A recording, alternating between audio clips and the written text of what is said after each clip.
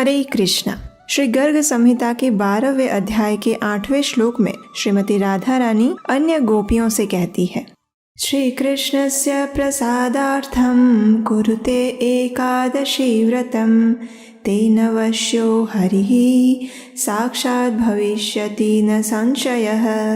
अर्थात हे गोपियों, यदि आप भगवान श्री कृष्ण को प्रसन्न करना चाहती हैं तो एकादशी व्रत का पालन करो। इससे वे निश्चित रूप से वशीभूत हो जाते हैं, इसमें कोई संशय नहीं। शास्त्रों में बताया गया है कि भगवान गोविंद का स्मरण और एकादशी में उपवास, ये दोनों ही बद्ध जीवों को भव सागर से उद्धार कराने वाले हैं। सामान्य रूप से भौतिकतावादी लोग अपने पाप नष्ट करने के लिए और शरीर को स्वस्थ रखने के लिए एकादशी का उपवास करते हैं, लेकिन भगवान श्री कृष्ण के भक्तों के लिए एकादशी का व्रत श्री हरि को प्रसन्न करने का और अपनी भक्ति पथ में अग्रसर होने का एक सुअवसर होता है। एक भक्त कभी भी भौतिक कामनाओं के साथ एकादशी व्रत नहीं करता। इसके उदाहरण श्रीमद् भागवतम जैसे पुराणों में अम्बरीश महाराज की कथा में भी पाए जाते हैं। तो चलिए इस आने वाली षटतिला एकादशी के उपलक्ष्य में आज हम एक सुंदर कथा का श्रवण करते हैं। वैवस्वत मनु के प्रपौत्र तथा राजर्षि नाभाग के पुत्र अम्बरीश महाराज संपूर्ण पृथ्वी के राजा थे। उनके सुख समृद्धि और ऐश्वर्य की कोई तुलना नहीं कर सकता था, लेकिन फिर भी अम्बरीश महाराज उन सबसे ऊपर थे। ना तो उन्हें अपने ऐश्वर्य का अभिमान था और ना ही आसक्ति। वे तो भगवान श्री विष्णु के परम भक्त और सर्वोच्च कोटि के राजा थे। उनके लिए उनकी संपत्ति का सागर स्वप्न के समान था। इस भौतिक जीवन की नश्वरता से भली भांति परिचित अम्बरीश महाराज सदैव परम भगवान की भक्ति में लीन रहते। अपने दैनिक कार्यों में सदा ही वे भगवान श्री कृष्ण को समर्पित रहते और अपनी प्रत्येक इंद्रियों को भगवान की सेवा में नियुक्त करते। उनके समान ही उनकी प्रजा थी, जो कि अपना अधिकतर समय भगवान के पवित्र नामों का जप, कीर्तन और सेवा में लगाए रखती। एक समय महाराज अम्बरीश ने अपनी पत्नी के साथ परम भगवान श्री कृष्ण को प्रसन्न करने के लिए वर्ष की सभी एकादशी तिथियों का पालन करने का संकल्प लिया। वर्ष के अंत में जब अंतिम एकादशी का पारण करने का दिन आया तो महाराज अम्बरीश ने धूमधाम से इस उत्सव को मनाया। उन्होंने परम भगवान तथा ब्राह्मणों की पूजा की, उन्हें प्रसाद वितरित किया और गौदान दिया। सभी नियमों को पूर्ण करके अब अम्बरीश महाराज अपने व्रत का पारण करने ही जा रहे थे और उसी समय दुर्वासा मुनि अपने अनेक शिष्यों के साथ उस स्थान पर पधारे। राजा ने बड़े ही प्रेम और आदर सत्कार से उनका स्वागत किया, उनसे भोजन करने के लिए प्रार्थना की। दुर्वासा मुनि ने भी राजा की प्रार्थना का स्वीकार किया और भोजन करने से पूर्व वे यमुना तट पर स्नान करने के लिए चले गए। लेकिन अब एक बहुत बड़ी समस्या आने वाली थी। राजा अम्बरीश को निर्धारित समय पर अपने एकादशी व्रत का पारण करना था और वे दुर्वासा मुनि की प्रतीक्षा करते रहे, लेकिन काफी समय बीत गया और दुर्वासा मुनि आए नहीं। अब पारण का समय भी निकला जा रहा था, सिर्फ एक घड़ी शेष रह गई थी। अब ऐसी स्थिति में राजा अम्बरीश के समक्ष धर्म संकट खड़ा हो गया। अगर वो इस एक घड़ी में पारण नहीं करते हैं तो उनका संपूर्ण वर्ष की एकादशी का व्रत टूट जाएगा, और अगर वो पारण कर लेते हैं तो दुर्वासा मुनि को बुरा लगेगा कि राजा ने उनकी प्रतीक्षा किए बिना ही पारण कर लिया। तो ऐसी स्थिति में राजा अम्बरीश ने वहाँ उपस्थित ब्राह्मणों से पूछा। राजा ने कहा, हे विद्वान जनों, ऐसी विकट स्थिति में मेरा क्या कर्तव्य है? कृपया आप सब शास्त्रों द्वारा प्रमाणित कोई उपाय बताएं। राजा की स्थिति को देखते हुए ब्राह्मणों ने कहा, हे राजन, इस स्थिति में शास्त्रों का कथन ये है कि आपने इन सभी एकादशियों का पालन संपूर्ण निर्जल रहकर किया है। इसलिए अगर आप भगवान के चरणामृत का स्वीकार कर लेते हैं तो इस जल से आपका पारण हो जाएगा और इस प्रकार आप दुर्वासा मुनि को भी संतुष्ट रख पाएंगे।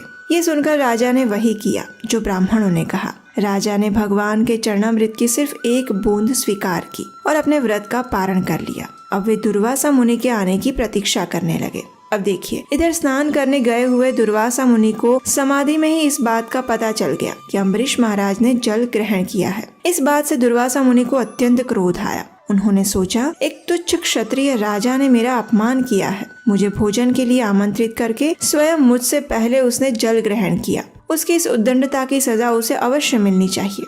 ये सोचकर दुर्वासा मुनि ने क्रोध में अपने बालों की एक लट खींच कर निकाली। देखते ही देखते उस लट ने एक विशालकाय अग्नि राक्षस कृत्या का रूप ले लिया। ये एक ऐसा अग्नि दैत्य था जो संपूर्ण पृथ्वी को अपनी लपटों में समा सकता था। दुर्वासा मुनि ने उस कृत्या को आदेश देते हुए कहा, जाओ, इसी क्षण उस अभिमानी राजा अम्बरीश को जलाकर भस्म कर दो। उसने हमारा घोर अपमान किया है। शीघ्र जाओ, उसे भस्म करके आओ। अब आज्ञा पाते ही कृत्या पहुंच गई राजा अम्बरीश के समक्ष। महाराज अम्बरीश भी समझ गए कि क्या हुआ है, लेकिन वे भगवान के शुद्ध भक्त थे। कृत्या को देखकर वे थोड़े से भी विचलित नहीं हुए। उन्होंने उसे दुर्वासा मुनि का आशीर्वाद समझकर स्वीकार कर लिया और हाथ जोड़कर उसके समक्ष खड़े रह गए। लेकिन आपको क्या लगता है, जो भगवान के भक्त होते हैं उनकी ऐसी स्थिति में भगवान मौन खड़े रहेंगे?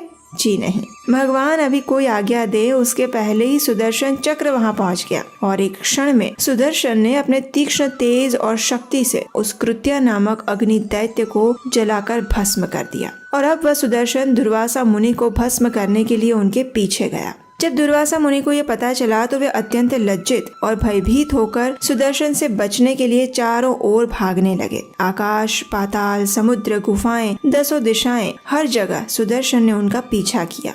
इंद्र इत्यादि तो क्या, स्वयं ब्रह्मा जी और शिव जी ने भी उन्हें शरण नहीं दी। आखिर भगवान शिव ने उन्हें दया पूर्वक भगवान श्री विष्णु के पास जाने का सुझाव दिया। भय से कांपते हुए दुर्वासा मुनि उसी क्षण भगवान नारायण के पास पहुँचे और उनसे प्रार्थना करते हुए कहने लगे, हे प्रभु, आप इस संसार के आदि और अंत हैं। आपके नाम का स्मरण करने मात्र से व्यक्ति नारकीय जीवन से मुक्त हो जाता है। आपके भक्त महाराज अम्बरीश के प्रति मैंने घोर अपराध किया है, कृपया मुझे क्षमा करें प्रभु।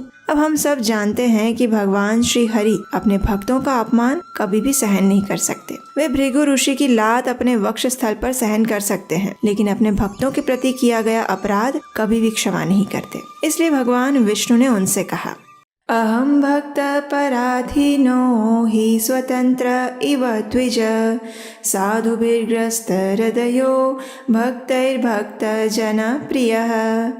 हे मुनि, मैं संपूर्ण रूप से अपने भक्तों के वश में हूँ। निसंदेह मैं थोड़ा भी स्वतंत्र नहीं हूँ। क्योंकि मेरे भक्त भौतिक इच्छाओं से पूर्णतः रहित होते हैं, इसलिए मैं उनके हृदयों में ही निवास करता हूँ। मुझे सिर्फ मेरे भक्त ही नहीं अपितु मेरे भक्तों के भक्त भी अत्यंत प्रिय हैं। मेरे शुद्ध भक्त किसी भी अवस्था में किसी भी भौतिक चीज की इच्छा नहीं करते और अपना सर्वस्व त्याग कर सदैव मेरे चिंतन में लीन रहते हैं। ऐसे भक्तों को मैं कैसे त्याग सकता हूँ? तुमने महाराज अम्बरीश का घोर अपमान करके अपने द्वेष का ही प्रदर्शन किया है। इसलिए बिना समय गंवाए इसी क्षण तुम मेरे प्रिय भक्त राजा अम्बरीश के पास जाओ, उनसे क्षमा की याचना करो और मुझे विश्वास है वे तुम्हें जीवन दान अवश्य देंगे। जाओ। भगवान श्री विष्णु की बात सुनकर दुर्वासा मुनि उसी क्षण राजा अम्बरीश के पास गए। उन्होंने राजा के चरणों में गिरकर उनसे क्षमा मांगी और अपने इस घोर अपराध के लिए प्रायश्चित करने लगे। महाराज अम्बरीश अत्यंत विनम्र होने के कारण ऋषि को इस अवस्था में देखकर लज्जित होने लगे और उन्होंने सुदर्शन से दुर्वासा ऋषि की रक्षा के लिए प्रार्थना की। राजा की प्रार्थना सुनकर सुदर्शन चक्र वापस चला गया। दुर्वासा मुनि ने राजा की स्तुति की और उन्हें आशीर्वाद प्रदान किया। इस कथा के माध्यम से हम समझ सकते हैं कि भगवान श्री हरि के लिए एकादशी तिथि और उस एकादशी व्रत का पालन करने वाले अपने भक्त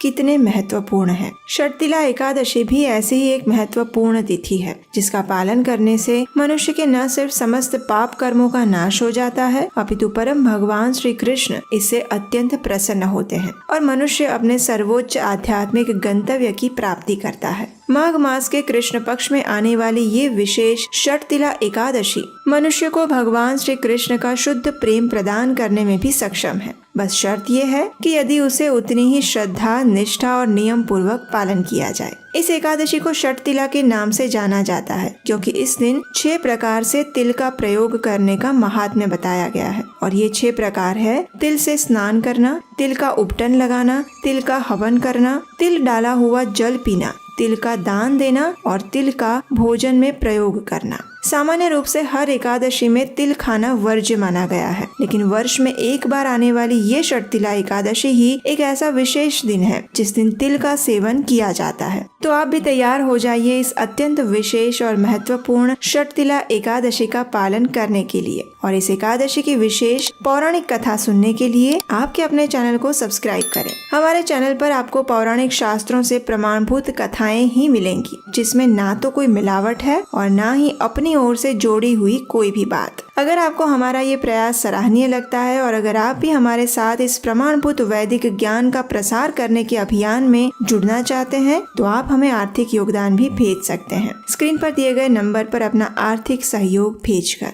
और हम आपको एक और खुशखबरी देना चाहते हैं, और वो ये कि आपके प्रिय जगन्नाथ जी वापस आ गए हैं। जी हाँ, अगर आप उन्हें अपने लिए या अपने परिवार तथा मित्रों के लिए आमंत्रित करना चाहते हैं तो जल्दी से जाइए हमारी वेबसाइट neelachal.com पर और आज ही आमंत्रित करिए उन्हें अपने जीवन में और अपने घर में। तो चलिए माघ मास की इस पवित्र षटतिला एकादशी का श्रद्धा, निष्ठा और नियम पूर्वक पालन करते हैं और अपने मन, शरीर और चेतना को श्री कृष्ण के चरण कमलों पर केंद्रित करते हैं। हरे कृष्णा।